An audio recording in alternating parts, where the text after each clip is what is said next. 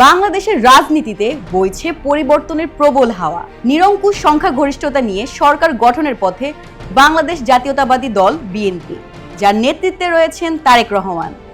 তবে জনমনে এখন সবচেয়ে বড় প্রশ্নটি কোনো সংখ্যার নয়, বরং কাঠামো। কেমন হতে যাচ্ছে তার প্রথম মন্ত্রিসভা?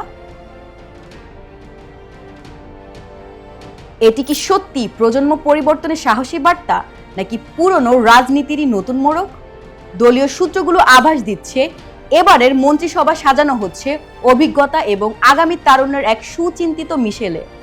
দীর্ঘদিনের রাজপথ কাঁপানো অনেক বয়োজ্যেষ্ঠ নেতাকে হয়তো নীতি নির্ধারণী বা পরামর্শক ভূমিকায় দেখা যাবে, আর ক্ষমতার কেন্দ্রবিন্দুতে যুক্ত হতে পারেন 10 থেকে 15 জন নতুন মুখ।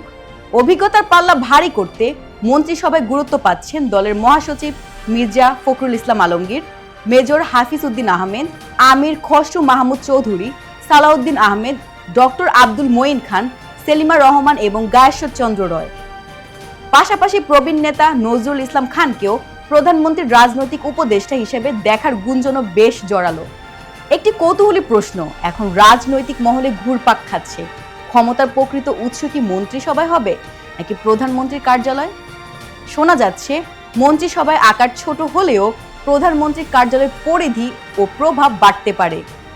বিশ্বব্যাংক বা আইটি খাতের বিশেষজ্ঞ এবং মেধাবী টেকনোক্র্যাটদের বিশেষ সহযোগী বা উপদেষ্টা হিসেবে নিয়োগ নিয়ে শাসন ব্যবস্থায় পেশাদারিত্ব আনার পরিকল্পনাও উড়িয়ে দেওয়া যাচ্ছে না। তারেক রহমান কি তার জাতীয় সরকার এই প্রতিশ্রুতি রক্ষা করবেন? মিত্র দলের নেতা জোনায়েদ সাকি কিংবা ব্যারিস্টার আন্দালিব রহমান পার্থর মতো জনপ্রিয় মুখগুলো মন্ত্রিসভায় থাকা মানেই হবে একটি প্রকৃত অন্তর্ভুক্তিমূলক রাজনীতির প্রতিফলন।